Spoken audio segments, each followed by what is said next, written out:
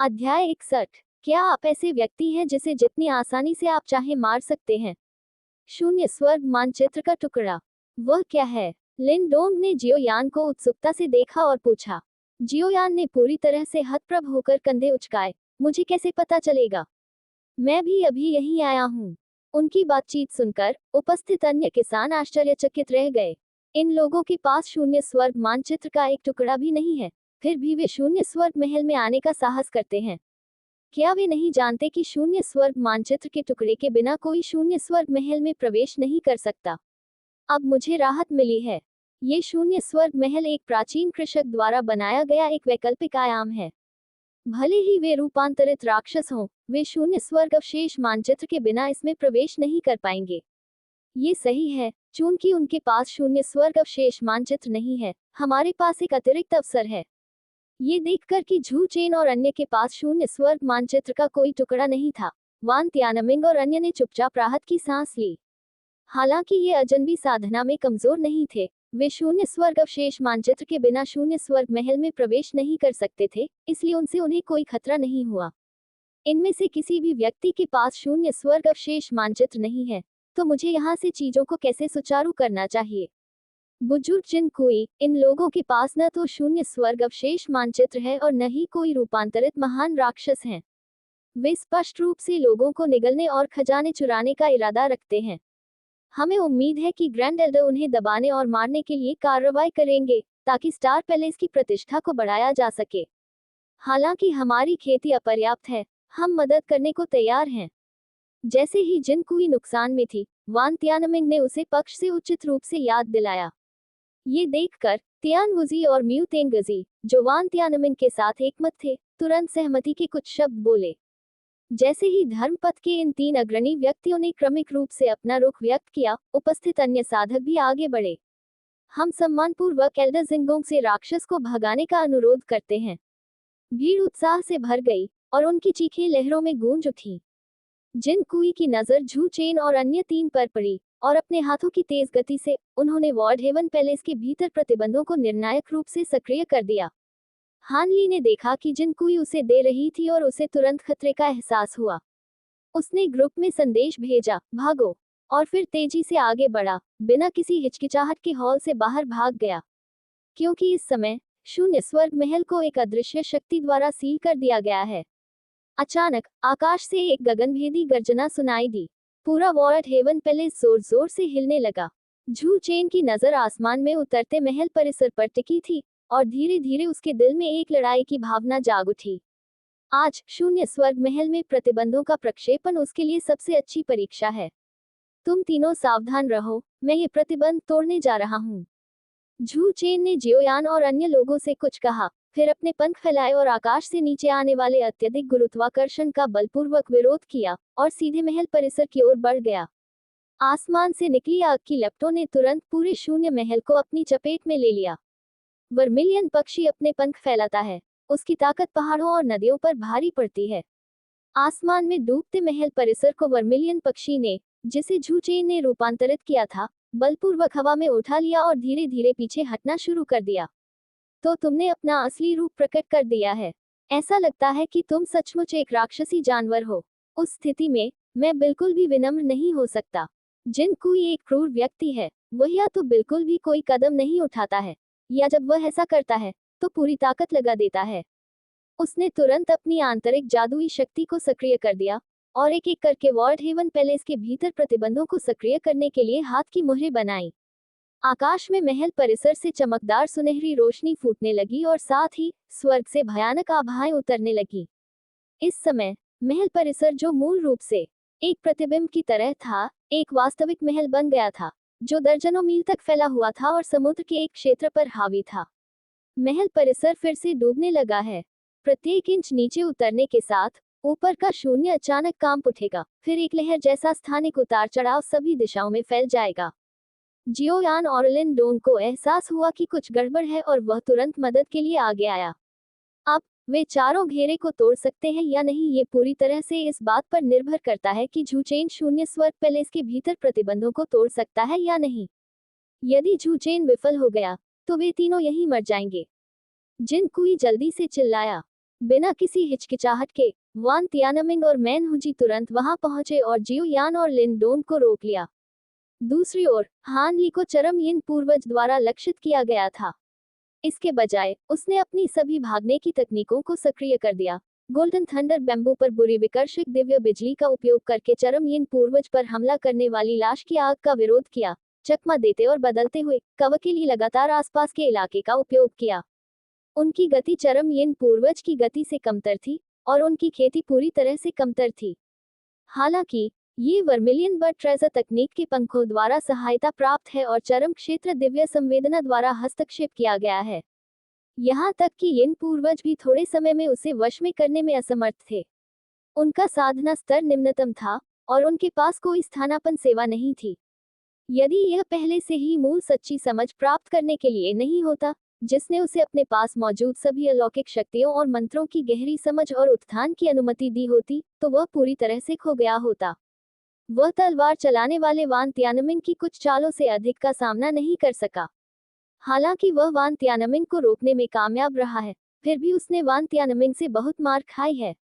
एक ही समय पर जिस वर्मिलियन पक्षी में वह रूपांतरित हुआ, उसके पीछे दिव्य चमक से घिरे 5 दिव्य वलय कुटी भी प्रकट हुए। Boom boom boom tilde. जिस क्षण वे 5 दिव्य वलय कुंड प्रकट हुए, उन गुफाओं से प्रचंड बिजली की शक्ति का प्रवाह भी निकला और आश्चर्यजनक गति से उसके वर्मिलियन पक्षी धर्म शरीर तक फैल गया।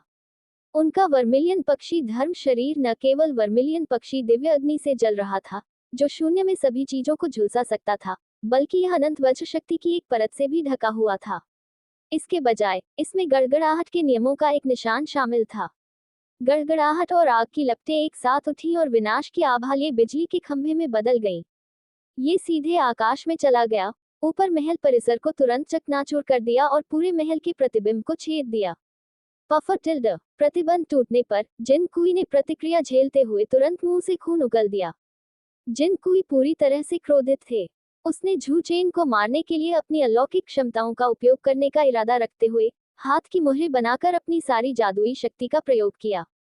वॉर्ड हेवन पैलेस के अंदर सफेद बालों से भरे पूरे सिर वाला एक सुंदर युवक, एक लंबी जरीदार पोशाक पहने हुए, अचानक शून्य से बाहर आया। इसके तुरंत बाद एक ठंडी आवाज अचानक पूरे वॉर्ड हेवन पैलेस में गूंज उठी। प्रिय पाठकों, कृपया आगे पढ़ें, मैं आपसे विनती कर रहा हूँ, मैं लगभग भूख से मर रहा हूँ। अध्याय 62। वह वास्तव में एक नवजात आत्मा कृषक था। वह सफेद बालों वाला आदमी जो इस समय वॉर्ड हेवन पैलेस में पहुंचा था, वह कोई और नहीं बल्कि वांग लिन था। वह झोही के अमर टॉवर के अंदर खेती कर रहा था और उसने समूह में हान ली का संदेश नहीं देखा। बाद में मूल सच्ची व्याख्या की मदद से उन्होंने झोही की संपूर्ण भक्ति को अपने जीवन का निरीक्षण करने और उसकी पूरी तस्वीर देखने के लिए एक माध्यम के रूप में इस्तेमाल किया। आखिरकार उसने कुछ हासिल किया और अपने जीवन और मृत्यु की अवधारणा को सफलतापूर्वक पूरा किया। नवजात आत्मा चरण के अंतिम चरण में प्रवेश किया। सीमा शुल्क साफ करने के बाद वह मूल रूप से झू चेन को धन्यवाद देने के लिए चैट समूह में आने का इरादा रखता था। जैसे ही हुआ, उन्होंने समूह चैट में हानली द्वारा छोड़े गए अंतिम 2 शब्द देखे।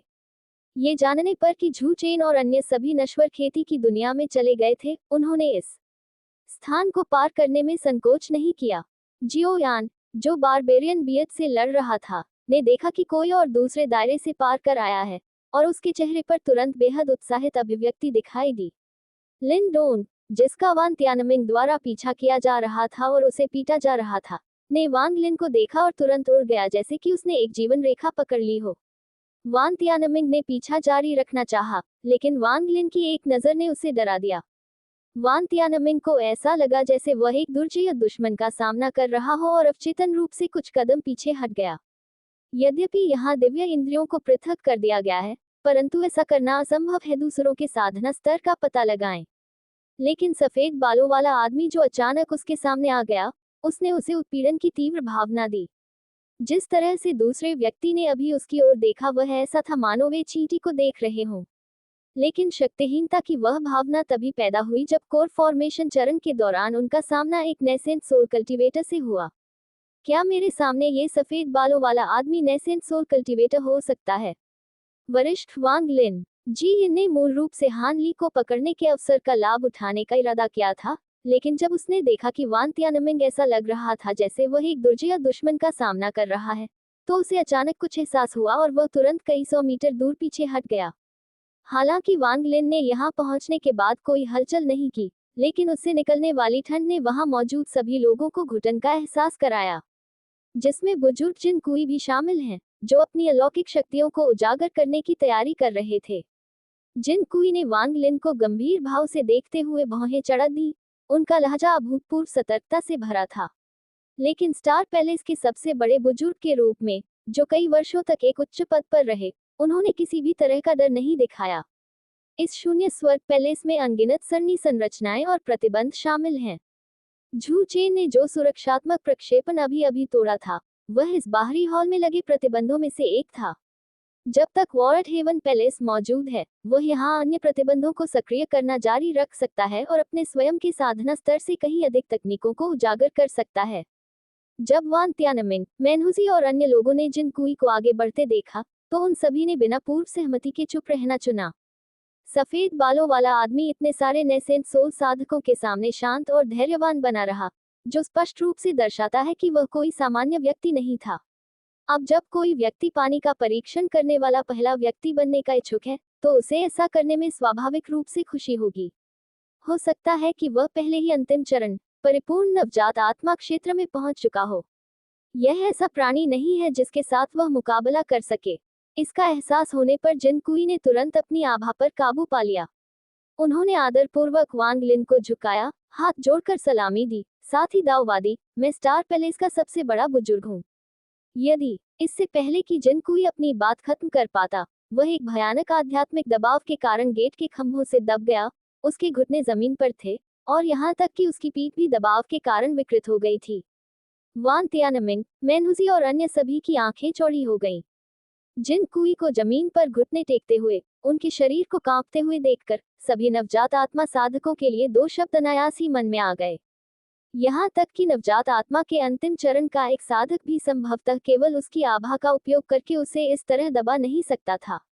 ऐसा करने में सक्षम एकमात्र व्यक्ति संभवतः प्रसिद्ध नेसेंट सोल कल्टीवेटर है। एक नेसेंट सोल कल्टीवेटर वास्तव में वॉर्ड हेवन पैलेस में पहुंचा। यहाँ एक नेसेंट सोल कल्टीवेटर के साथ वे अभी भी किस अवसर के लिए लड़ रहे हैं? क्या उन्हें अपनी जान की परवाह नहीं है? स्टार पैलेस के दूसरे बुजुर्ग ने जिन कुई को तुरंत मारा हुआ देखकर तुरंत वॉर्ड हेवन पैलेस से बाहर निकलने के लिए अपनी भागने की तकनीक का इस्तेमाल किया। जाने से पहले उसने जानबूझकर जी लिंग को बुलाया। तथ्य यह है कि इस कमीने ने इस समय मुझ पर ये शब्द चिल्लाए थे। ये स्पष्ट रूप से उस नेसेंट सोल सीनियर का ध्यान आकर्षित करने के लिए था। फिर उसने स्टार पैलेस एल्डर को देखा, जो अभी अभी भागा था। टूटी हुई डोर वाली पतंग की तरह उसकी आंखों से पीछे की ओर गोली चलाई, जो सीधे महल के अंत में एक दीवार से टकरा गई और दीवार में एक विशाल गड्ढा तोड़ दिया। जी लिंग ने पीछे मुड़कर देखा। वह युवक जो 10,000 फुट लंबे वर्मिलियन पक्षी में बदल गया था, बिना किसी को ध्यान दिए वॉर्ड हेवन पैलेस के प्रवेश द्वार पर दिखाई दिया। हॉल में प्रवेश करते ही झू चेन ने अपनी गर्दन घुमा ली और अपनी मुट्ठियां भींच ली। फिर उसके पंखों के फड़फड़ाने से उसका शरीर तुरंत नग्न आंखों से दिखाई देने वाली रोशनी की एक लकीर में बदल गया, जो स्टार पैलेस एल्डर से टकराया, जो मलबे के ढेर से उठने के लिए संघर्ष कर रहा था। अध्याय 63। मैंने कभी नहीं सोचा था कि डकैती इतनी संतुष्टिदायक होगी। बूम! पूरे आयोजन स्थल पर गगनभेदी दहाड़ गूंज उठी। स्टार पैलेस के बुजुर्ग को दया की भीख मांगने का मौका भी नहीं मिला, इससे पहले कि झू चेन ने उसे तुरंत मार डाला। हालांकि झू चेन ने वांग लिन की तरह प्रतिद्वंद्वी की नवजात आत्मा को नष्ट नहीं किया। इसके बजाय उसने अपनी गुफा का उपयोग नवजात आत्मा को इकट्ठा करने के लिए किया और अगली बार उसे परिष्कृत करने की तैयारी की। उन्होंने पहले से ही प्राचीन ईश्वर तकनीक विकसित कर ली है, जो अनुमति देती है उसे अपने उपयोग के लिए स्वर्ग और पृथ्वी की सभी चीजों पर कब्जा करने को कहा। इस कृषक का स्वर्णिम मूल और नवजात आत्मा दोनों अत्यधिक पौष्टिक पदार्थ हैं और इन्हें बर्बाद नहीं किया जा सकता है। साथ ही दाववादी झू। इस समय वांग लिन ने भी जियोयान और अन्य लोगों के साथ उड़ान भरी। वांग लिन ने व्यक्तिगत रूप से उनके प्रति आभार व्यक्त किया। ये सुनकर कि दूसरे पक्ष की जीवन और मृत्यु के बारे में समझ पूर्णता तक पहुंच गई है और उसकी खेती नेसेंट सोल क्षेत्र के अंतिम चरण तक पहुंच गई है, झू चेन ने तुरंत उसे एक अंगूठा दिया। मैंने कभी नहीं सोचा था कि वांग माजी समझने में इतनी जल्दी होंगे। इतने कम समय में केवल मूल सच्ची व्याख्या प्राप्त करने के बाद वह अपने मन की स्थिति को पूरा करने और अपनी साधना की बाधा को तोड़ने के लिए दूसरों की सही स्थिति के साथ साथ महान दाव के गहन अर्थ का उपयोग करने में सक्षम था। साथ ही दाववादी हान, इन लोगों के साथ आपकी क्या योजना है काम करने की? उसकी पिछली शैली के आधार पर, चूंकि ये लोग पहले ही जियोयान और उसके समूह के खिलाफ कदम उठा चुके थे, इसलिए वह निश्चित रूप से उन्हें मार डालेगा। हालांकि एक नश्वर में अपने परिवर्तन के दौरान उसने पहले ही अपने भीतर की द्वेषपूर्ण ऊर्जा को परिष्कृत कर लिया था, इसलिए उसकी रक्तपिपासु पहले जैसी प्रबल नहीं रही। अगेंस्ट द गॉड्स उपन्यास पढ़ने और यह जानने के बाद कि वध के स्रोत और मौन के स्रोत को जोड़ा जा सकता है, वह अब इस बात पर विचार कर रहा है कि क्या बुरी ऊर्जा की खेती फिर से शुरू की जाए और इन दोनों स्रोतों को पहले से ही विकसित किया जाए। वरिष्ठों, हम अंधे और अज्ञानी थे, आपको और आपके दोस्तों को ठेस पहुंचा रहे थे। हम अब शिष्टाचार के साथ माफी मांगने को तैयार हैं और आशा करते हैं कि आप उदार होंगे और हमारी जान बख्श देंगे। ये देखकर कि स्थिति अच्छी नहीं थी, यिन पूर्वज तुरंत आगे बढ़े और वांग लिन और झू चेन को सम्मानपूर्वक प्रणाम किया। उसी समय उसने अपना भंडारण बैग निकाला और ध्यान से उनके चरणों में रख दिया। इससे संतुष्ट न होते हुए वह अपने पोते वू चाओ की ओर मुड़े और उसे आंख मारकर इशारा किया कि वह अपना भंडारण बैग भी बाहर फेंक दे। यद्यपि यिन पूर्वज निर्दयी था, वह लोगों के साथ व्यवहार करने में बहुत कुशल था और जानता था कि स्थितियों का आकलन कैसे करना है। सफेद बालों वाला व्यक्ति जिन कुई को तुरंत मारने में सक्षम था, इसलिए उसकी साधना का स्तर नवजात आत्मा चरण तक पहुंच गया होगा। जिस युवक पर एक रूपांतरित महान दानव होने का संदेह था, वह वॉर्ड हेवन पैलेस के भीतर प्रतिबंधों को जबरदस्ती तोड़ने में सक्षम था और स्टार पैलेस के एक बुजुर्ग को आसानी से मार सकता था, जो प्रारंभिक नवजात आत्मा चरण में था, इसलिए उसकी साधना का स्तर देर से नवजात आत्मा चरण तक पहुंच गया होगा। वह एक नेसेंट सोल स्टेज कल्टीवेटर भी हो सकता है। इस प्रकार का व्यक्ति निश्चित रूप से ऐसा व्यक्ति नहीं है जिसके साथ उनका एक्सट्रीम यिन द्वीप खिलवाड़ कर सके। हानली की उपस्थिति को देखते हुए उसने शायद पहले ही इन दो वरिष्ठों के साथ संबंध स्थापित कर लिया है। हालांकि किंगी जुशी और तियानवुजी ने पहले कोई कदम नहीं उठाया था, लेकिन वे खुद को बचाने के लिए अपनी कुछ कीमती चीजें बाहर ले आए थे। ये देखकर कि ये नेसेंट सोल कृषक आपदा से बचने के लिए पैसा खर्च कर रहे थे, आसपास के सभी कोर फॉर्मेशन कृषकों ने भी ऐसा ही किया। उन्होंने एक ही बार में सभी प्रकार के आध्यात्मिक पत्थर, जादुई खजाने और अमृत बाहर फेंक दिए। जल्द ही झू चेन और अन्य लोगों के सामने भंडारण बैग का एक बड़ा ढेर रख दिया गया। जियोयान और लिनडोंग ने अपने सामने भंडारण बैग के विशाल ढेर को बड़ी बड़ी आंखों से देखा। हानली के दिमाग में हलचल मच गई और उसने वांग लिन की ओर मुड़कर पूछा, कृपया मुझे बताएं, वरिष्ठ वांग। वांग लिन ने सिर हिलाया, फिर जी इन और अन्य लोगों की ओर भावहीन ढंग से देखा। मैं तुम्हें अपनी आत्मा का खून सौंपने के लिए 3 सांसें दूंगा, या तुम मर जाओगे। ये सुनकर एक्सट्रीम यिन पूर्वज और अन्य लोग तुरंत भड़क गए। किसी की आत्मा और खून देना अपने जीवन को देने के समान है ना? इसमें और मृत्यु में क्या अंतर है? एक जैसे ही चरम यिन पूर्वज और अन्य लोग झिझके, वांग लिन ने पहले ही उल्टी गिनती शुरू कर दी थी। बारबेरियन बियर्ड ने अपनी मुठ्ठियां भींच ली, उसकी आंखों से तीव्र आक्रोश प्रकट हो रहा था। इस समय वान तियानमिंग की अभिव्यक्ति भी अप्रत्याशित थी। समस्या यह है कि क्या मैं वास्तव में नेसेंट सोल कल्टीवेटर से बच सकता हूँ? उस क्षण वांग लिन की आवाज फिर से उनके कानों में पड़ी, जिसमें उत्पीड़न की तीव्र भावना थी। इस तरह के दबाव को झेलने में असमर्थ तियानवुजी और म्यू तेंगजी, जिनके पास खेती का स्तर सबसे कम था, ने अपने दांत पीस लिए और सबसे पहले पेशकश की उनकी आत्मा का खून। ये देखकर किंगी जुशी ने आह भरी, अपनी भौं को 2 उंगलियों से छुआ और निर्णायक रूप से अपनी आत्मा का रक्त वांग लिन को भेजा। अंत में ये चरम यिन पूर्वज और वान तियानमिंग थे जिन्होंने समझौता किया। जैसे ही वांग लिन अंतिम अंक सुनाने ही वाला था, बर्बर अचानक सीधा हो गया। उसने वांग लिन की ओर आंखों में चमक के साथ देखा और कहा, एक विद्वान को मारा जा सकता है लेकिन अपमानित नहीं किया जा सकता। हालांकि मैं एक कठोर आदमी हूँ, फिर भी मुझ में गरिमा है। यदि आप मुझ पर दबाव डालने पर जोर देते हैं, तो मेरे पास आपके तरीकों से सीखने के अलावा कोई विकल्प नहीं होगा। हालांकि किसी की नवजात आत्मा को जलाने से साधक के साधना स्तर को अस्थायी रूप से बढ़ावा मिल सकता है। एक बार जब नवजात आत्मा पूरी तरह से जल जाती है, तो साधक का भाग्य एक ही होता है, शरीर और आत्मा दोनों नष्ट हो जाते हैं और वे अब पुनर्जन्म के अधीन नहीं हैं। खेती की एक आश्चर्यजनक आभा अचानक उतरी, जिसने सीधे तौर पर बर्बर लोगों को जमीन पर दबा दिया। बूम बूम बूम, दाढ़ी वाले आदमी के चारों ओर का स्थान टूटे हुए दर्पण की तरह विकृत होने लगा और भयानक ध्वनि गूंज उठी, मानो उसके शरीर के अंदर के मांस और हड्डियों को इस भयानक दबाव से कुचल दिया जा रहा हो। बारबेरियन बियर्ड चिल्लाया और जमीन से उठने के लिए संघर्ष किया, लेकिन वांग लिन ने उसे नीचे तक दबा दिया। जल्द ही बारबेरियन बियर्ड के शरीर पर रॉयल स्केल कवच पर चौंकाने वाली दरारें दिखाई दी। ये दरारें एक विशाल अजगर की तरह तेजी से पूरे कवच में फैल गईं। ये केवल 2 सांसों तक ही चला। ये शीर्ष स्तरीय रक्षात्मक जादुई हथियार, जिसकी अराजक सितारा सागर में अत्यधिक प्रतिष्ठा थी, सभी की आंखों के सामने टुकड़ों में बिखर गया। इसके साथ ही दाढ़ी वाले आदमी का लोहे जैसा कठोर शरीर भी चकनाचूर हो गया। हालांकि इस बर्बर व्यक्ति ने अपनी नवजात आत्मा को जलाकर कुछ समय के लिए अंतिम चरण के नवजात आत्मा क्षेत्र की ताकत हासिल कर ली, फिर भी उसका वांग लिन से कोई मुकाबला नहीं था, जो अंतिम चरण के दिव्य परिवर्तन क्षेत्र में था। फिर वांग लिन ने आगे बढ़कर उसकी नवजात आत्मा को पकड़ लिया और उसे एक तेज गति में कुचल दिया। देखिए ये सीन। यिन पूर्वज और अन्य सभी भयभीत थे और ठंडे पसीने से तर हो गए।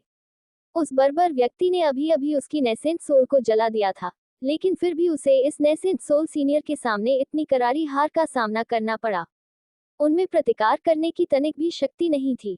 नवजात आत्मा के कृषक वास्तव में भयानक हैं। वांग ने एक बार कहा था कि जो लोग अपनी आत्मा का खून नहीं सौंपेंगे वे मर जाएंगे। वांग लिन ने एक्सट्रीम यिन पूर्वज और अन्य लोगों की ओर देखने के लिए अपना सिर घुमाया, फिर अपना हाथ उठाया और उसे हिलाया, जिससे उन्होंने हान ली को आत्मा का रक्त भेजा जो उन्होंने चढ़ाया था। हालांकि उसने अपनी बुरी आभा को खत्म कर दिया है, लेकिन इसका मतलब यह नहीं है कि वह उस तरह का व्यक्ति है जो नर्म दिल का है। जब मारने का समय आएगा तब भी मार डालेगा। इसके अलावा हम बिल्कुल भी दया नहीं दिखाएंगे। मैं मूल रूप से वांग लिन के हत्या की होड़ के बारे में ये 2 अध्याय लिखना चाहता था, लेकिन इसके बारे में ध्यान से सोचने के बाद नवजात आत्मा साधकों का एक समूह एक देवता परिवर्तन कल्टीवेटर पर हमला करना चाहता है, जो बहुत ही मूर्खतापूर्ण है। नश्वर खेती की दुनिया में नवजात आत्मा के कृषक सभी चालाक बूढ़े लोमड़ियां हैं। अगर मैंने इसे इस तरह लिखा तो यह एक बहुत बुरा विचार लगता है। इसके अलावा बारबेरियन बियर्ड के मुद्दे के संबंध में उनकी छवि एक अधिक सख्त आदमी की है, और चूंकि उनका जीवन काल समाप्त होने वाला है, अगर उनकी आत्मा के खून से धमकी दी जाएगी तो वह निश्चित रूप से हार नहीं मानेंगे। तो अंत में मैंने पहले लिखी सेटिंग्स को बदल दिया। सच कहें तो इन पात्रों का व्यक्तित्व बहुत त्रिआयामी है। अगर मैंने उन्हें यूं ही लिख दिया होता, उनके व्यक्तित्व को असंगत बना दिया होता, तो यह एक आंख की किरकिरी होती। मुझे नहीं पता कि यह नतीजा अच्छा है या बुरा, लेकिन मुझे लगता है कि यह उसके हार मानने और हार स्वीकार करने से बेहतर है। फैनफिक्शन लिखते समय आपको सहायक पात्रों के व्यक्तिगत आकर्षण के बारे में लिखना होता है, जो मुझे लगता है कि काफी कठिन है। अध्याय 64 हान ली की योजना। 0 स्वर्ग महल की बुकिंग। धन्यवाद वरिष्ठ वांग। हान ली ने अपने हाथों को मुट्ठी में बांध लिया और दूसरे पक्ष द्वारा भेजे गए आत्मा के रक्त को स्वीकार करने से पहले वांगलिन को प्रणाम किया। इस आत्मिक रक्त के साथ हान ली ने अनिवार्य रूप से चरम यिन पूर्वज और वान तियानमिन की जीवनधारा को अपने हाथों में पकड़ लिया। केवल एक विचार से वह उन्हें, शरीर और आत्मा को नष्ट कर सकता है। साथ ही इन नेसेंट सोल कल्टीवेटर्स को भविष्य में हान ली की सुरक्षा भी सुनिश्चित करनी होगी, क्योंकि अगर हान ली मर गया तो वे भी नष्ट हो जाएंगे।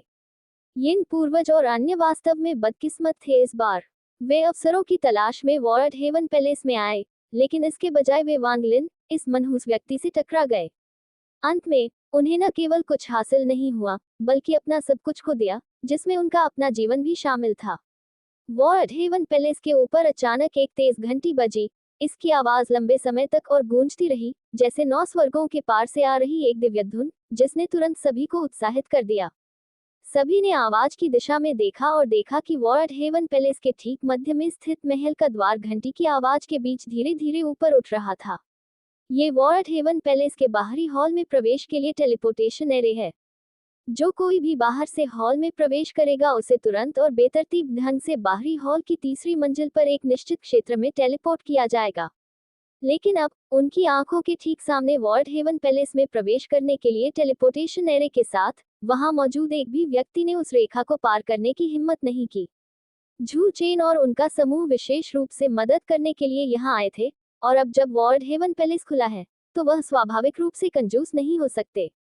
जब यिन पूर्वज ने झू चेन और वांग लिन को देखते हुए देखा, तो वह जल्दी से झुक गए और अपने हाथ पकड़कर कहा, वरिष्ठों, निश्चिंत रहें, हम हॉल के बाहर खड़े होकर आपके लिए इस जगह की निगरानी करने को तैयार हैं। हम किसी को भी प्रवेश करने और आपको परेशान करने की अनुमति नहीं देंगे। उसने कभी उम्मीद नहीं की थी कि यह जी यिन इतना विश्वासघाती खलनायक होगा, जिसने अभी अभी अपनी आत्मा का खून निकाला है और पहले से ही उन लोगों के लिए काम कर रहा है। हालांकि इससे पहले कि वह जी यिन के प्रति अपना तिरस्कार समाप्त कर पाता, किंगी हर्मिट आगे बढ़ा और झू चेन और वांगलिन से एक मुस्कुराहट के साथ कहा, साथी दाऊवादी, वो बिल्कुल सही है। हम इस जगह की रक्षा करने के लिए तैयार हैं और वॉर्ड हेवन कॉलड्रॉन के अंदर खजाने को लूटने के लिए कभी भी आंतरिक हॉल में नहीं जाएंगे। आप दोनों वरिष्ठ निश्चिंत हो सकते हैं। वांगलिन ने हल्के से सिर हिलाया, फिर अपनी निगाहें वान तियानमिन की ओर घुमाई, जिन्होंने अभी तक अपनी राय व्यक्त नहीं की थी। वांगलिन ने वान तियानमिंग और अन्य लोगों से अपनी निगाहें हटा ली, फिर झू चेन और हानली की ओर मुड़े और कहा, हर कोई, खोने का कोई समय नहीं है, चलो तुरंत चलें। वर्तमान में उसके पास अपने कुटी स्वर्ग को सघन करने के लिए संसाधनों की कमी है। ये शून्य स्वर्ग महल प्राचीन कृषकों द्वारा खोला गया एक गुफा आवास है। उसे अंदर के जादुई खजाने की परवाह नहीं है, लेकिन स्पिरिट एबिसलैंड से यिन स्पिरिट ऐश और लावा पथ में अग्नि विशेषता आध्यात्मिक ऊर्जा बिल्कुल वही है जिसकी उसे आवश्यकता है। वह एक कोर फॉर्मेशन कल्टीवेटर के पीछे वापस चला गया, साथ ही उसने हाथ की सीलें बनाई, जो किसी भी क्षण विघटित होने और भागने के लिए तैयार थी। हानली मुस्कुराए और अपनी आवाज जारी रखी, फेलो डाओइस्ट, इसे क्यों छिपा रहे हैं? मैं इस मामले के बारे में पूर्वज जेन को नहीं बताऊंगा। मैं केवल 9 बेन स्पिरिट जिनसेंग पिल फॉर्मूला मांगता हूं, और मुझे उम्मीद है कि फेलो डाओइस्ट मेरा अनुरोध स्वीकार करेंगे। ऐसा लगता है कि आप मेरी पहचान से पूरी तरह वाकिफ हैं, साथी दाऊवादी। उस स्थिति में मैं और कुछ नहीं छिपाऊंगा। यहाँ आपके द्वारा अनुरोधित 9 Ben spirit ginseng elixir formula है। जुवान गु भी एक चतुर व्यक्ति था। जब उसने देखा कि हानली को उसकी पहचान पता है लेकिन उसने उससे केवल टेलीपैथिक तरीके से संवाद किया, तो उसे समझ आया कि दूसरा पक्ष सिर्फ उसके साथ एक सौदा करना चाहता था। इस नाम को सुनकर यिन पूर्वज अविश्वसनीय रूप से उत्साहित हो गए। उन्होंने तुरंत जुवान गु पर अपनी निगाहें जमा दी। आपकी मदद के लिए धन्यवाद, युवा मित्र हान। मास्टर, मैंने कभी नहीं सोचा था कि आप जीवित रहेंगे और यहाँ तक कि भूत पथ पर भी चले जाएंगे। यिन पूर्वज ने अपना हाथ उठाया और कई स्वर्गीय लाशों की लपटें निकाली, जिससे जुबान की हड्डी उनके भीतर कैद हो गई। जुबान गो अभी भी भागने के लिए अपनी क्षमताओं का उपयोग करना चाहता था, लेकिन अब उसने न केवल अपना भौतिक शरीर खो दिया, बल्कि उसकी खेती भी कोर फॉर्मेशन के मध्य चरण में ही थी। एक्सट्रीम यिन पूर्वज के लिए उसका कोई मुकाबला नहीं था और हेवनली कैपिटल कॉप्स फायर का उपयोग करके एक्सट्रीम यिन द्वारा उसे तुरंत परिष्कृत किया गया था। जब हानली ने देखा कि यिन पूर्वज ने एक चाल चली है, तो उसने उसे नहीं रोका। 12 गोल्डन थंडर बैम्बू तलवारें छीनने और वॉर्ड हेवन पैलेस में उड़ान भरने से पहले उन्होंने केवल एक शब्द की सलाह दी। आज मैं उसे मारने की योजना बनाकर यह कह सकता हूं कि मैंने उससे हिसाब बराबर कर लिया है। अध्याय 65 चरम यिन पूर्वज की दिव्य सहायता। जी लिंग और युआन याओ दोनों अंदर जाते हैं। धिक्कार है, ये लड़का खुले तौर पर आपको पूर्वज, साथ ही दाऊवादी कहने की हिम्मत सिर्फ इसलिए कर रहा है क्योंकि उसके पास एक नेसेंट सोल कल्टीवेटर है जो उसका समर्थन कर रहा है। वह सिर्फ एक प्रारंभिक स्वर्ण है कोर कल्टीवेटर। उसे आपके बराबर मानने का क्या अधिकार है, पूर्वज? ये देखकर कि हानली और अन्य लोग चले गए, वू चाओ ने दीवार पर अपनी मुट्ठी मारी और दांत पीसकर शिकायत की। वह इस समय बेहद निराश था। हिडन फीन संप्रदाय पर आखिरी हमले के दौरान हानली के हाथों उसे काफी नुकसान उठाना पड़ा। मैं सोच रहा था कि इस बार मैं अंततः वॉर्ड हेवन पैलेस में अपना बदला ले सकूंगा। अप्रत्याशित रूप से दूसरा पक्ष 2 नेसेंट सोल कृषकों के साथ फिर से जुड़ गया था। इससे उसकी बदला लेने की योजना एक बार फिर विफल हो गई। यिन पूर्वज चुप रहे, केवल अपने हाथ में स्वर्गीय राजधानी शवअग्नि के साथ खिलवाड़ करते रहे। उसे उतना ही आक्रोश महसूस हुआ जितना कि एकमात्र कोर फॉर्मेशन कल्टीवेटर द्वारा उसके साथ समान व्यवहार किया जा रहा था। अब जबकि हानली के हाथों में इन नवजात आत्मा कृषकों का आत्मिक रक्त है, तो वे क्या कर सकते हैं? कोई आश्चर्य नहीं कि उस बच्चे के पास इतने सारे गोल्डन थंडर बांस हैं। यह उसे उन 2 नेसेंट सोल कृषकों द्वारा दिया गया होगा। आखिर यह कौन लड़का है जो नेसेंट सोल कल्टीवेटर से दोस्ती कर पाएगा? वान तियानमिंग भी इस समय बहुत दुखी थे। वह असंख्य कानून संप्रदाय के संप्रदाय नेता हैं, धर्मपथ के एक प्रतिष्ठित नेता हैं, एक मध्य चरण नवजात आत्मा कृषक हैं, फिर भी आज उन्हें केवल एक कोर फॉर्मेशन जूनियर द्वारा हेरफेर किया जा रहा है। हालांकि यह विचार कि हान ली के पास 2 नेसेंट सोल कल्टीवेटर थे जो उसका समर्थन कर रहे थे, उसे तुरंत बहुत बेहतर महसूस हुआ। अब उसकी आत्मा का खून एक जूनियर कोर फॉर्मेशन कल्टीवेटर के पास था और वह जूनियर 2 नेसेंट सोल कल्टीवेटर को जानता था। क्या यह उन 2 नेसेंट सोल कल्टीवेटर्स के साथ उसके संबंध के समान नहीं था? दरअसल हर किसी को इतना निराशावादी होने की कोई जरूरत नहीं है। हालांकि इस बार हम वॉर्ड हेवन पैलेस के खजाने से चूक गए, हमने 2 नेसेंट सोल कल्टीवेटर्स के साथ संपर्क स्थापित किया है। शायद यह एक जबरदस्त अवसर है। उनकी नज़र में वह पहले से ही अविश्वसनीय रूप से भाग्यशाली था कि वह नेसेंट सोल कल्टीवेटर के हमले से बच गया। उसने और कुछ मांगने का साहस नहीं किया। जिस तरह वान तियानमिंग और एक्सट्रीम यिन पूर्वज एक दूसरे के प्रति अपनी भावनाओं को व्यक्त कर रहे थे, वॉर्ड हेवन पैलेस के अंदर कोर फॉर्मेशन के सभी कृषक अपनी अपनी योजनाएं बना रहे थे।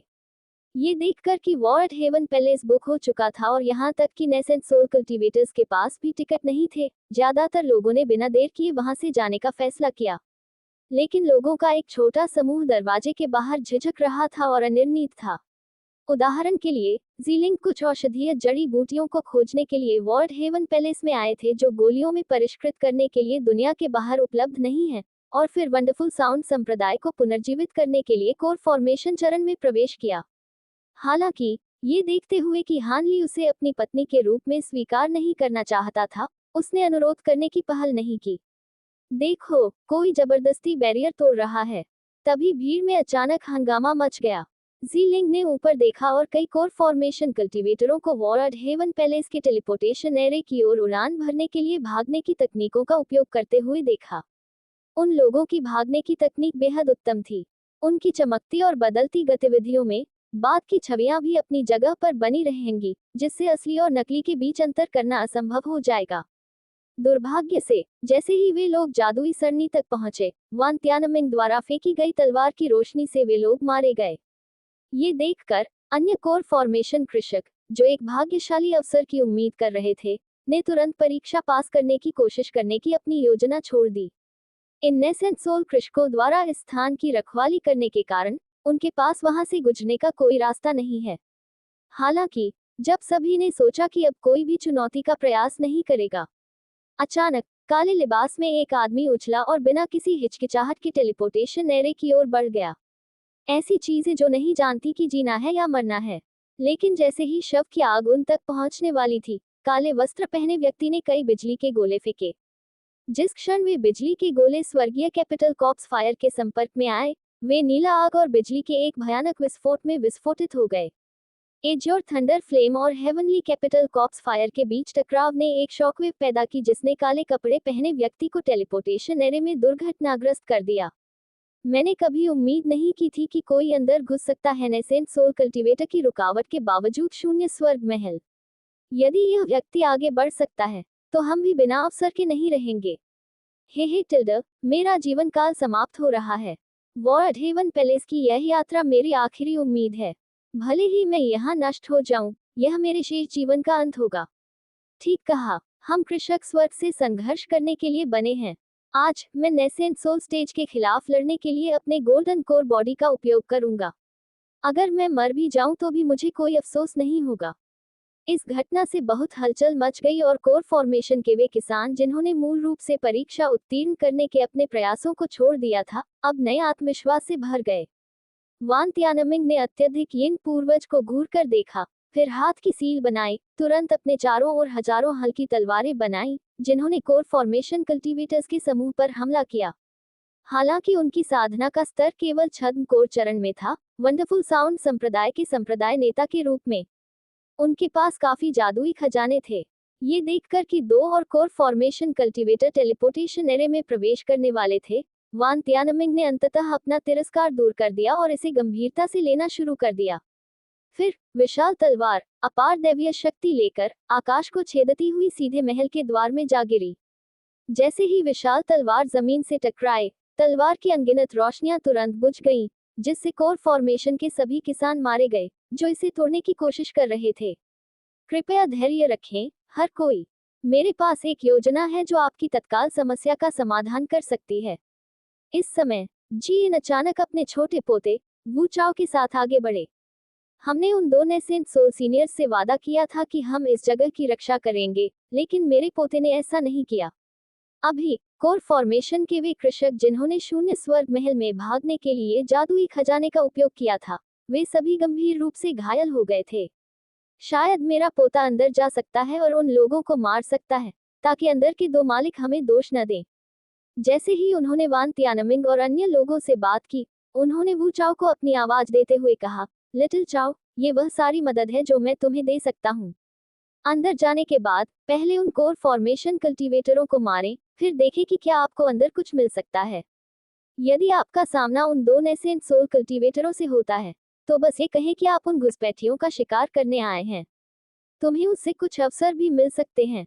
वास्तव में वान तियानमिंग और उनका समूह उन सभी कोर फॉर्मेशन कृषकों को अभी रोक सकते थे। दुर्भाग्य से किसी ने कुछ गुप्त चालें चली, जिससे जी लिंग और उसके समूह को अंदर घुसने का मौका मिल गया। और ये गंदी चालें चलाने वाला कोई और नहीं बल्कि एक्सट्रीम यिन पूर्वज था। अध्याय 66 यिन आत्मा राजा का शिकार। जीलिंग को परेशानी का सामना करना पड़ा।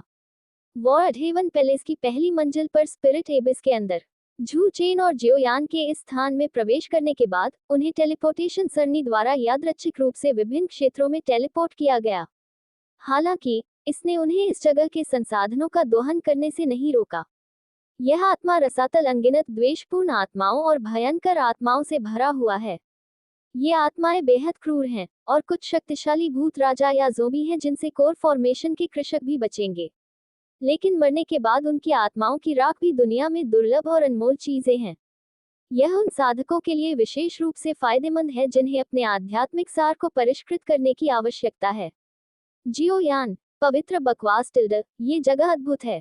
हर कोई इसे आराम से लें। मुझे वापस लेने के लिए यथासंभव इन स्पिरिट अंश प्राप्त करने दीजिए।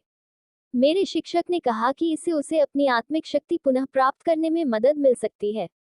यदि वह ठीक हो जाता है, तो भविष्य में उसके द्वारा परिष्कृत की जाने वाली गोलियों की गुणवत्ता निश्चित रूप से दोगुनी हो जाएगी।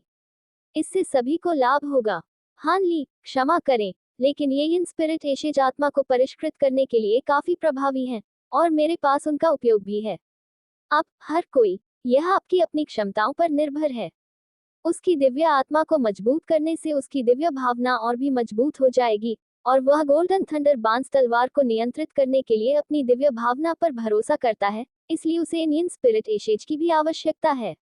जियोयान, आखिर क्या बात है? यदि आप अभी वापस जाते हैं, तो आप इस शून्य स्वर्ग महल की चीजों को पीछे नहीं छोड़ेंगे। क्या वांग भाई बहुत अमीर है या क्या वे इतनी जल्दी वापस चले गए? वांग लिन, यहाँ अवसर अच्छे हैं, लेकिन मुझे किसी चीज की जरूरत नहीं है। आप स्वयं निर्णय ले सकते हैं, मेरी चिंता मत करो। ये कहने के बाद वांग लिन ने चैट ग्रुप छोड़ दिया।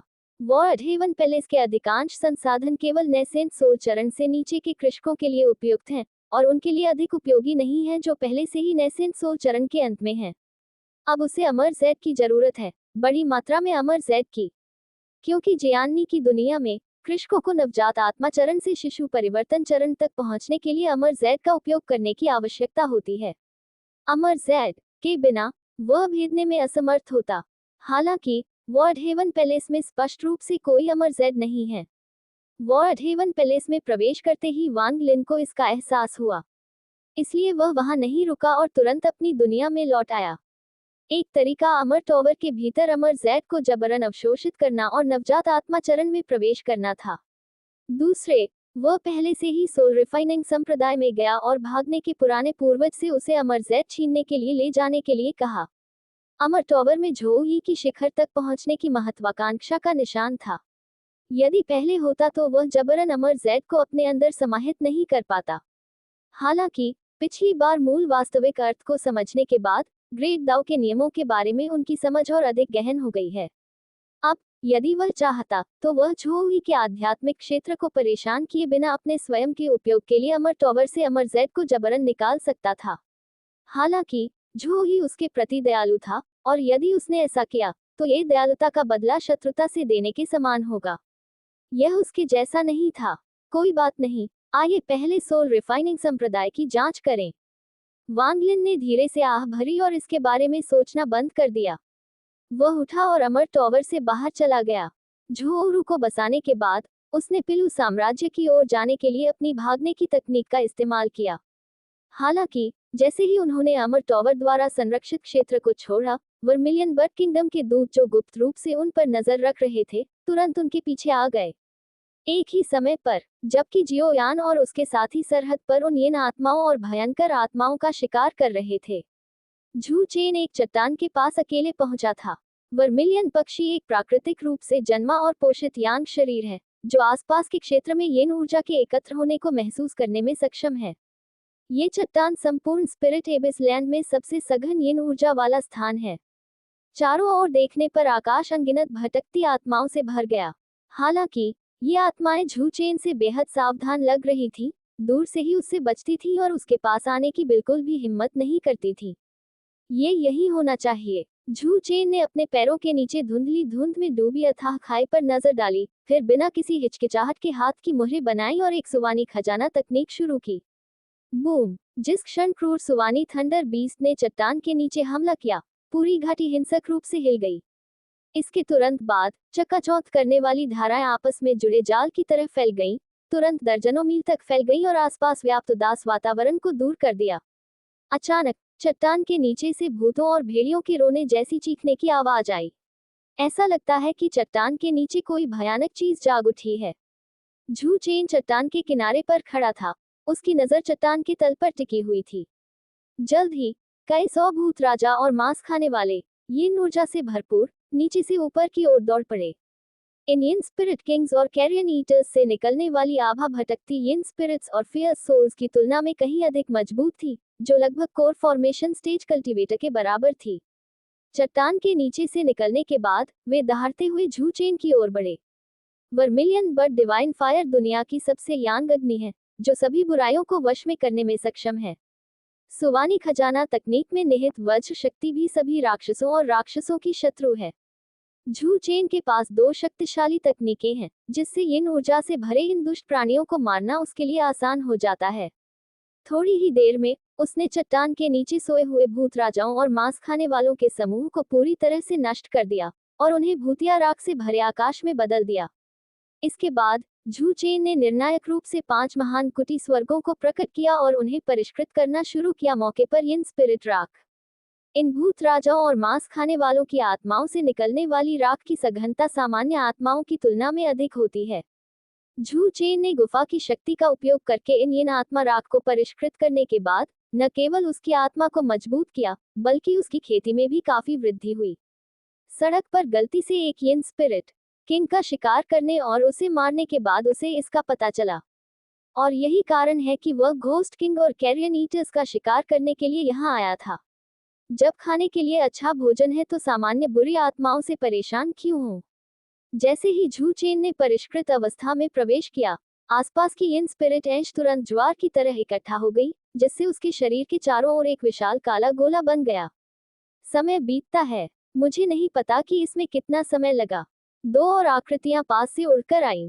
उनमें से एक सी लिंग था, जो पहले शून्य स्वर्ग महल में भाग गया था, जबकि दूसरा भूचाओ था, जिसे चरमयीन पूर्वज और अन्य के प्राधिकरण के साथ लाया गया था। अध्याय 67। मैंने सुना है कि तुम मुझे मारने की कोशिश कर रहे थे। जी टिल्ड, मियाओ इन संप्रदाय के संप्रदाय गुरु, भागने की कोशिश मत करो। अपनी नकली कोर फॉर्मेशन खेती के साथ तुम मेरी पकड़ से बच नहीं सकते। वू चाओ ने जीलिंग का करीब से पीछा किया। उसके होठों पर हल्की सी मुस्कान तैर रही थी, उसका चेहरा मनोरंजन से भरा हुआ था। टेलीपोर्टेशन एरे में प्रवेश करने के कुछ देर बाद ही उसका सामना जीलिंग से हुआ, जिस पर येन आत्माओं के एक समूह द्वारा हमला किया जा रहा था।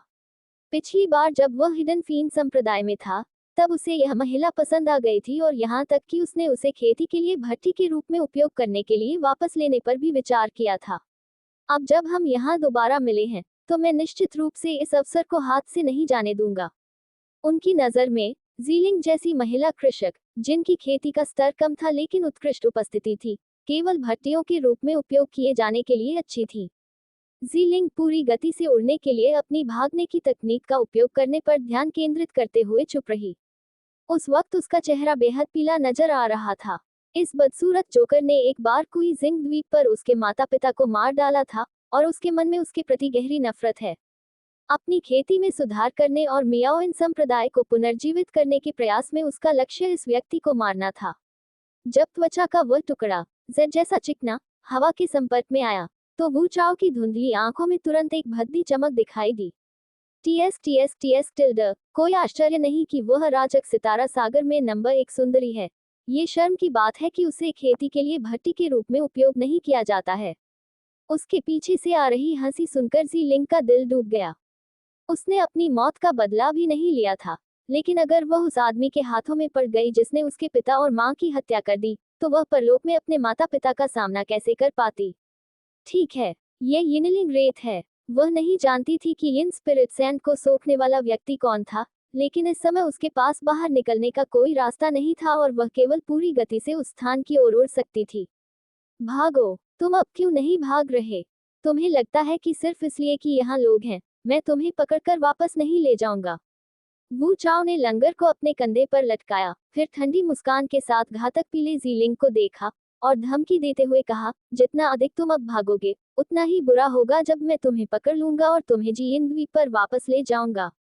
यहाँ तक कि अगर तुम आत्महत्या करना चाहते हो, तो भी यह बेकार है, क्योंकि मैं तुम्हारी लाश को एक मुर्दा कठपुतली में परिष्कृत कर दूंगा और फिर इसे धीरे धीरे खेलने के लिए रखूंगा, अच्छा समय बिताने के लिए। जैसे ही वू चाओ बोला, वह अपनी आंख के कोने से काली गेंद को देखता रहा। पहले तो वह कुछ सावधान था, हालांकि ये देखने के बाद कि जीलिंग के काले क्षेत्र के अंदर के लोगों से मदद लेने के प्रयास असफल रहे, उनकी चिंताएं दूर हो गईं। यहाँ तक कि केवल खो जाओ शब्द भी ठीक रहेगा। प्रतिक्रिया की कमी का मतलब था कि अंदर के लोगों को डर था कि जीलिंग के साथ उसका मामला उन्हें फंसा देगा, इसलिए उन्होंने खुद को बचाने के लिए चुप रहना चुना। इस यिन स्पिरिट रेत क्षेत्र के अंदर छिपा हुआ व्यक्ति कोर फॉर्मेशन कृषकों में से एक होना चाहिए जो पहले यहाँ से भाग गए थे। चटिल्ड, मैं अभी बहुत अहंकारी हो गया हूँ, और यह आदमी अभी भी एक आवाज निकालने की हिम्मत नहीं कर रहा है। वह गंभीर रूप से घायल हो गया होगा। बिल्कुल सही, एक बार जब मैं मियाओइन संप्रदाय के नेता को पकड़ लूंगा, तो मैं उससे भी निपट लूंगा और मुझे कहीं और देखने की परेशानी से बचा लूंगा। जीलिंग के करीब कदम बढ़ाते हुए वू चाओ ने चुपचाप अपने दिमाग में साजिश रची। जीलिंग ने अपने पतले होठों को हल्के से काटा, कदम पीछे लेते हुए उसकी आंखों में वू चाओ के लिए नफरत और डर भर गया। उसने आखिरी बार लिया, काले गोले को देखो, और ये देखकर कि अंदर का व्यक्ति अभी भी कोई प्रतिक्रिया नहीं दे रहा है, वह मुड़ी और चली गई। हालांकि उसी क्षण अचानक उनके पीछे जंजीरों की भारी झनकार सुनाई दी। जीलिंग को पता था कि कुछ गड़बड़ है।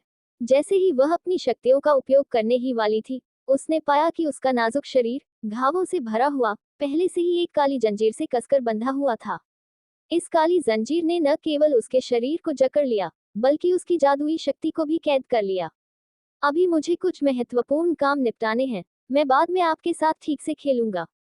वू चाओ ने जंजीर खींची और जीलिंग को एक तरफ फेंक दिया। फिर उसने अपना हाथ उठाया और 2 स्वर्गीय कैपिटल कॉप्स कठपुतलियों को बुलाया जो चरम यिन पूर्वज ने उसे दी थी, जिसने सीधे यिन स्पिरिट सैंड बॉल को घेर लिया। इन 2 स्वर्गीय कैपिटल कॉप्स पपेट्स की ताकत कोर फॉर्मेशन चरण के चरम पर 2 कल्टीवेटर्स के बराबर है। इन 2 मृत कठपुतलियों के साथ वह कोर फॉर्मेशन चरण के दौरान स्वतंत्र रूप से घूम सकता था। चार्ज, अंदर उस व्यक्ति को मार डालो।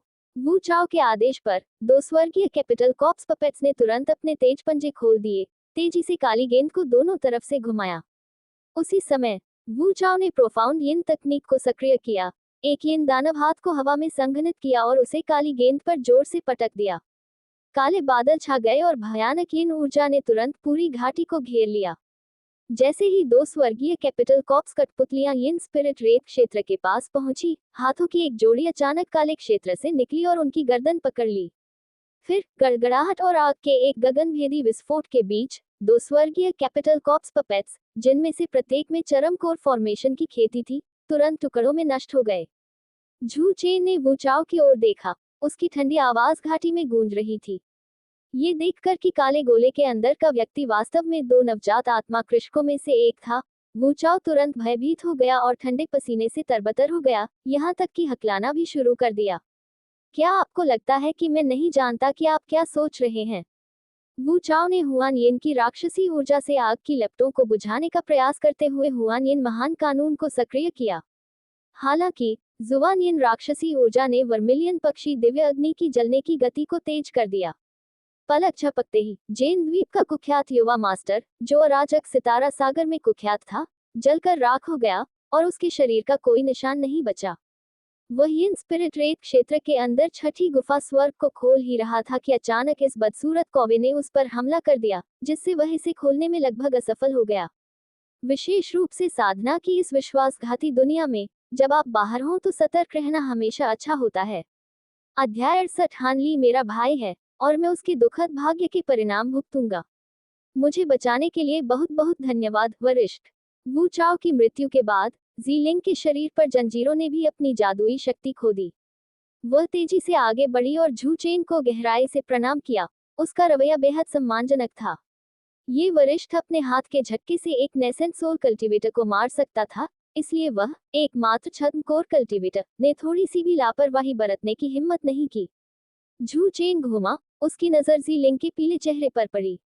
उन्होंने मुस्कुराते हुए कहा, वहां नेसेंट सोल कल्टीवेटर्स का एक समूह बाहर रखवाली कर रहा है।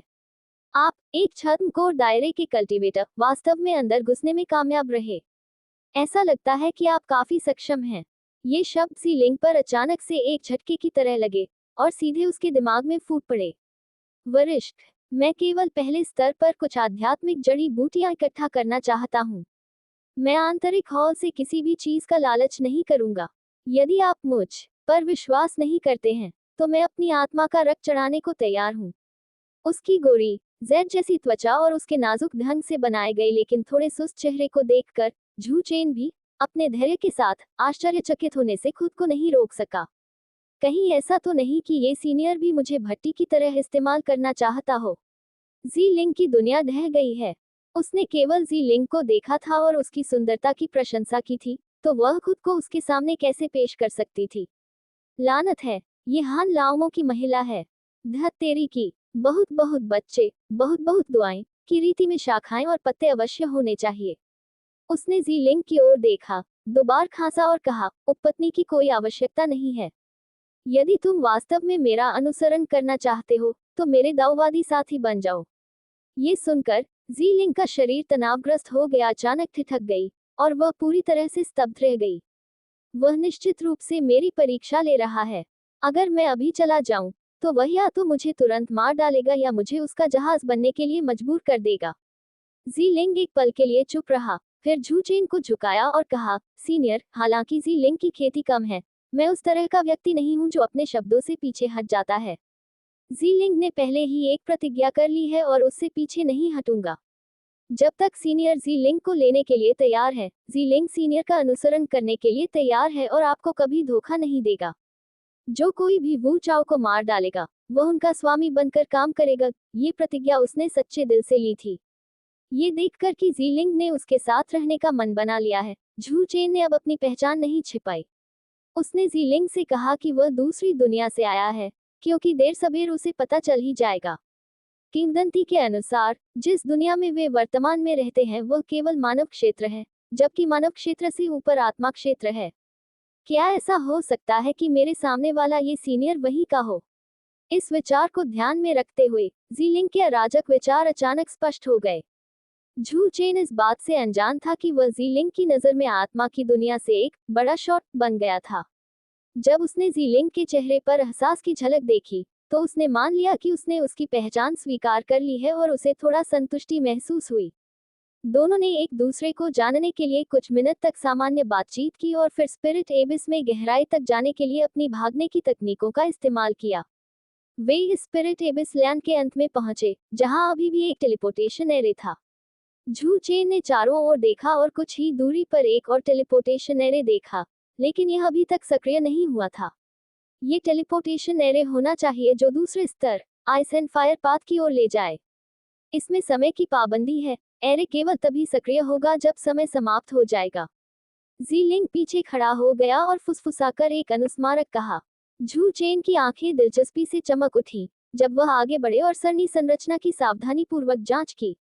पहले, जब वह शून्य स्वर्ग महल के प्रक्षेपण अवरोध को तोड़ता था, तो उसे मूल सच्चे समाधान के विश्लेषण के माध्यम से बाधा की कुछ समझ पहले ही प्राप्त हो गई थी। उसने अपना हाथ उठाया और जादुई शक्ति की कई धाराएं छोड़ी, उन्हें सरनी आरेख में प्रवाहित किया। अगले सेकंड टेलीपोर्टेशन एरे पर अचानक एक चमकदार सुनहरी रोशनी चमक उठी। फिर एक हल्का स्थानिक चुंबकीय क्षेत्र फैल गया। टेलीपोर्टेशन एरे सक्रिय हो गया है। जी लिंग की आंखें चमक उठी और वह अविश्वास में बड़बड़ाने लगी। जहां तक वह जानती थी, यहाँ टेलीपोर्टेशन एरे सभी प्राचीन एरे थे, और केवल वे ही लोग जो वॉर्ड हेवन पैलेस के प्रतिबंधों को जानते थे, उन्हें सक्रिय कर सकते थे।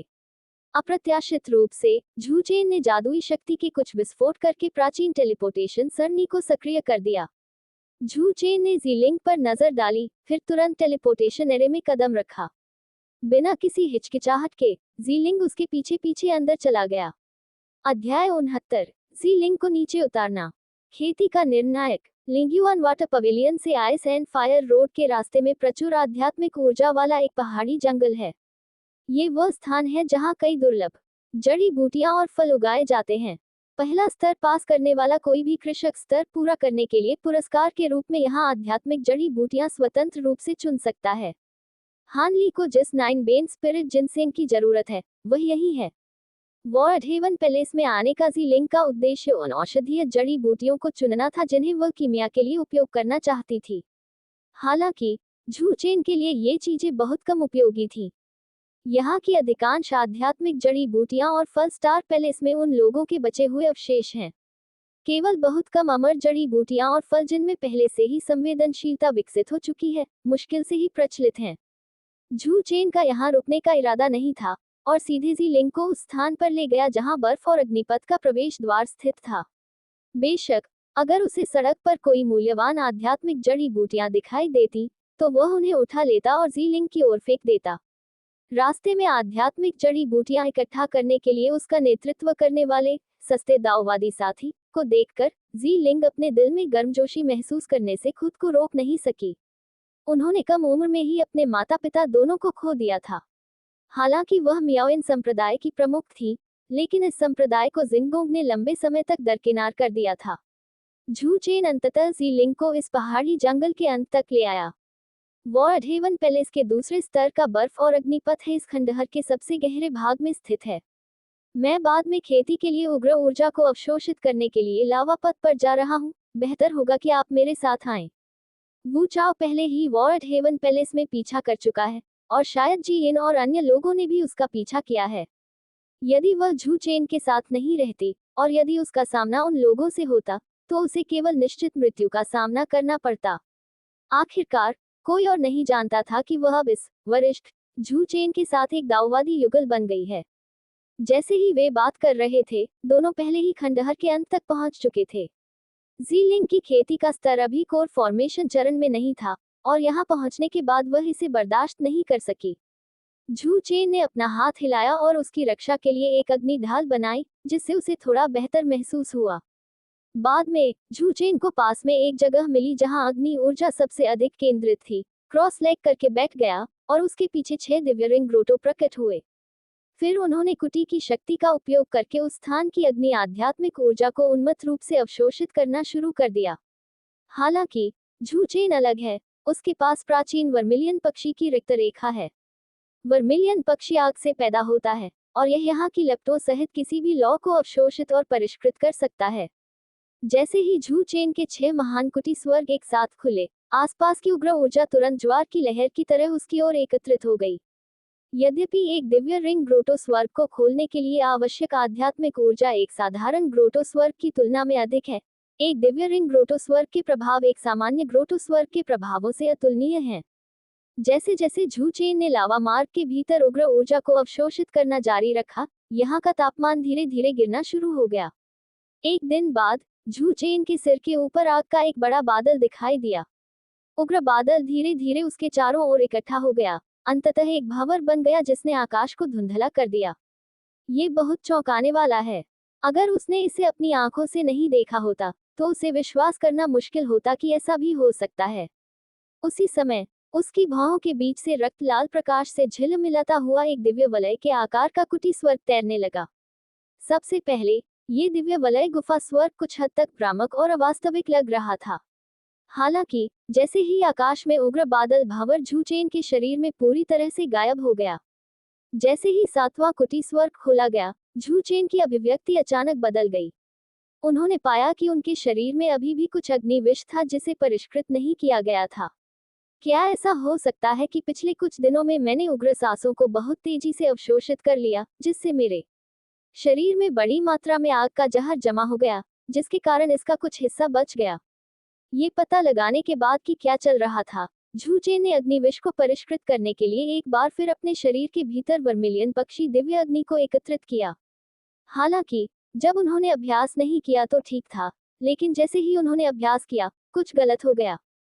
क्योंकि इस समय उसके शरीर में जो अग्निविष एकत्रित हो रहा है वह सामान्य अग्निविष बिल्कुल नहीं है, बल्कि ऐसा इसलिए था क्योंकि उसने आग की लपटों को बहुत तेजी से अवशोषित कर लिया था, और उन लपटों में बची हुई अशुद्धियां एक जगह जमा हो गईं, जो उसके शरीर के भीतर वर्मिलियन बर दिव्य अग्नि के साथ प्रतिध्वनित हो रही थी और वास्तव में एक प्रकार की बुरी आग में बदल रही थी। धीरे धीरे उसकी आंखें रक्तरंजित हो गईं और उसका शरीर जलने लगा, मानो कोई भयानक आग का जानवर उसके शरीर को फाड़कर उसमें से बाहर निकलना चाहता हो। ये देखकर कि झू चेन अच्छी स्थिति में नहीं है, जी लिंग तुरंत चिंतित होकर भागा। हालांकि जैसे ही वह झू चेन के पास पहुंची, उसने खून भरी आंखों से उसे खींच लिया। मैं आपसे आगे पढ़ने के लिए विनती कर रहा हूँ। अध्याय 70। झू चेन पहले ही भीतरी हॉल में प्रवेश कर चुका है, जबकि जियोयान और अन्य अभी भी बाहर हैं। वहाँ आग के जहर को परिष्कृत करने में झू चेन को पूरे 2.5 घंटे लग गए। बुरी आग का वह झोंका पूरी तरह से बुझ जाने के बाद उसने न केवल अग्नि की सारी आत्मा की ऊर्जा को अपने भीतर समाहित कर लिया, इसके अलावा अनेक बच्चे अनेक आशीर्वाद प्रणाली के माध्यम से उन्होंने 8वें कुटी स्वर्ग को सफलतापूर्वक खोल दिया। इसे पूर्ण फसल कहा जा सकता है। ये सिर्फ इतना है कि जीलिंग को कष्ट हुआ है। इस लड़की का वो चाव ने आधे दिन तक पीछा किया था और उसकी चोटें पूरी तरह से ठीक नहीं हुई थी। इस बार झू चेन ने उसे इतनी देर तक पीड़ा देने के लिए बाहर खींच लिया और इस असहनीय रूप से गर्म लावा सुरंग में वह लगभग बेहोश हो गई। दरअसल झू चेन अपने इस्तेमाल से आग के जहर को जबरन दबा सकता था। सिंदूर पक्षी रिक्त रेखा। हालांकि उन्होंने देखा कि उन अग्नि विषयों में शुद्ध अग्नि आत्मा ऊर्जा का अंश भी था। एक विचार के साथ वह अग्नि जहर को बेअसर करने के लिए दूसरे पक्ष के इंसार का उपयोग करने और फिर अग्नि आत्मा के उस अंश को अवशोषित करने का विचार लेकर आए। जब वह अग्नि आत्मा ऊर्जा की उस इच्छा को परिष्कृत कर रहा था, तो जी लिंग को यिन और यांग की बातचीत और स्वर्ग और पृथ्वी के पारस्परिक पूरकता के कारण भी बहुत लाभ मिला। उनकी अंतिम स्ट्राइक विशेष रूप से अंतिम किक की तरह थी, जिसने जी लिंग को कोर फॉर्मेशन प्रक्रिया में आखिरी बाधा को तोड़ने में मदद की, जिससे वह सफलतापूर्वक एक सुनहरे कोर को संघनित कर सकी। केवल 2.5 घंटे में उसने वह हासिल कर लिया जो उसने वर्षों की कड़ी मेहनत से हासिल किया था। यह एक ऐसा परिणाम था जिसकी जी लिंग ने भी कल्पना नहीं की थी। क्षमा करें, जब मैं अभी खेती कर रहा था तो मुझसे गलती हो गई। क्या मैंने आपको चोट पहुंचाई? झू चेन ने जमीन पर पड़ी चीजों को व्यवस्थित किया, खड़ा हुआ और जीलिंग की ओर देखा और अपनी आवाज में चिंता का संकेत देते हुए पूछा। हालांकि ऐसे मामलों पर दाववादी साझेदारों के बीच चर्चा की आवश्यकता नहीं है, फिर भी उसने अभी कुछ हद तक जबरदस्ती की है और वह अभी भी कुछ हद तक दोषी महसूस करता है।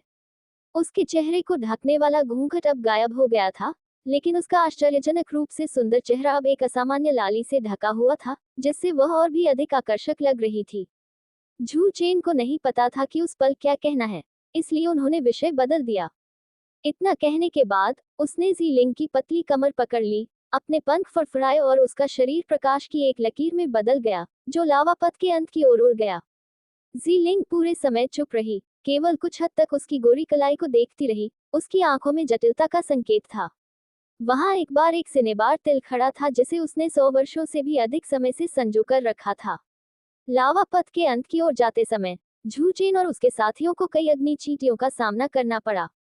ये अग्नि चींटियां हान ली के लिए अच्छी चीज हो सकती हैं, जो सोना खाने वाले कीड़े पाल रहा था, लेकिन ये उसके लिए किसी भी काम की नहीं थी। झू चेन ने जीलिंग को कीड़ों के झुंड के माध्यम से ले जाया, जिसने आकाश को धुंधला कर दिया था और जल्द ही लावा पथ के अंत में पहुंच गया। ऊपर स्पिरिट एबिस लैंड की तरह यहां जाने के लिए एक टेलीपोर्टेशन एरे भी है। हालांकि जैसे ही झू चेन जी लिंग के साथ फॉर्मेशन में उड़ान भरने की तैयारी कर रहा था, 100 मीटर से अधिक लंबी एक काली चींटी अचानक रेत की परत के नीचे से निकली। वह अग्नि चींटियों की रानी है। मुझे पता है। जीलिंग चेतावनी देने ही वाला था, लेकिन झू चेन ने पहले ही अपने पंख फड़फड़ा लिए थे और टेलीपोर्टेशन एरे की ओर तेजी से बढ़ गया था।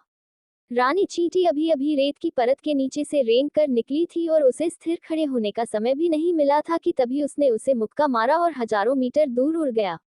उसका विशाल पहाड़ी जैसा शरीर हवा में कई पत्थर के खंभों से टकराया और अंततः धूल के बादल के साथ जमीन पर गिर गया। ये द्वार टेलीपोर्टेशन एरे से भी सुसज्जित हैं, और प्रत्येक द्वार एक खजाने की तिजोरी की ओर जाता है। हालांकि केवल 3 दरवाजों में ही खजाना है, और प्रत्येक व्यक्ति केवल एक खजाना ले सकता है। एक बार जब वे इसे ले लेंगे, तो उन्हें एक्सट्रीम टेम्पल इल्यूजन में टेलीपोर्ट कर दिया जाएगा। जहां तक शेष गेट का सवाल है, यह आपको सीधे अगले स्तर और आंतरिक हॉल में टेलीपोर्ट करेगा। झू चेन को यहाँ के जादुई खजानों में कोई दिलचस्पी नहीं थी, न ही वह तथाकथित चरम मंदिर ब्रह्म में प्रवेश करने की कोशिश में समय बर्बाद करना चाहता था। इसलिए उसने निर्णायक रूप से 3 खजाने मंडपों को दरकिनार कर दिया और उस द्वार को ढूंढ लिया जो मूल सच्चे स्पष्टीकरण के माध्यम से सीधे आंतरिक हॉल की ओर जाता था। शायद वॉर्ड हेवन पैलेस का निर्माण करने वाले प्राचीन कृषक ने कभी नहीं सोचा था कि बाद की पीढ़ियों में कोई यहाँ आत्माओं का इतना क्रूर नरसंहार करेगा। हान ली, इस शून्य स्वर्ग महल का दूसरा स्तर बर्फ और अग्निपथ है। हालांकि बर्फ और अग्निपथ के रास्ते में हम एक दिव्य भूमि से गुजरेंगे जहां आध्यात्मिक जड़ी बूटियां और फल उगाए जाते हैं। हम वहां सबसे पहले अपनी जरूरत की कुछ आध्यात्मिक जड़ी बूटियां चुन सकते हैं। जियोयान की आंखें चमक उठी जब उसने सुना कि एक जगह है जहां वह आध्यात्मिक जड़ी बूटियां चुन सकता है। यहाँ इन स्पिरिट एशेज उनकी और याओ लाओ की आत्मिक शक्ति को बढ़ा सकती है, और फिर बड़ी संख्या में आध्यात्मिक जड़ी बूटियों और फलों की कटाई की जा सकती है। हालांकि जैसे ही जियोयान और लिनडोंग टेलीपोर्टेशन सरनी के माध्यम से लिंगयुआन जल मंडप में पहुंचे, उन्हें एक अन्य टेलीपोर्टेशन सरनी के माध्यम से एक अंधेरे आकृति को निकलते हुए देखने का मौका मिला। दूरी, ये वही होगा। कोई आश्चर्य नहीं कि उसने अभी समूह चैट में कुछ नहीं कहा। वह पहले वहां पहुंचना चाहता था और आध्यात्मिक जड़ी बूटियां चुनना चाहता था। जब दोनों बात कर रहे थे, हानली ने पीछे से पकड़ लिया। हानली ने बात नहीं की, लेकिन सीधे टेलीपोर्टेशन एरे के पास गए और उसकी सावधानीपूर्वक जांच की। इस टेलीपोर्टेशन एरे में फेलो डाओइस्ट झू की जादुई शक्ति के निशान हैं। ऐसा लगता है कि उसने यहाँ टेलीपोर्टेशन एरे को जबरन सक्रिय कर दिया है। हानली के विश्लेषण को सुनकर जियोयान और लिनडोंग और भी निश्चित हो गए कि जिस व्यक्ति से वे अभी मिले थे वह झू चेन था। बिना किसी हिचकिचाहट के उन्होंने तुरंत टेलीपोर्टेशन एरे को सक्रिय कर दिया और दूसरे स्तर आइस एंड फायर पाथ के बाहरी इलाके में इमोर्टल स्पिरिट लैंड की ओर बढ़ गए।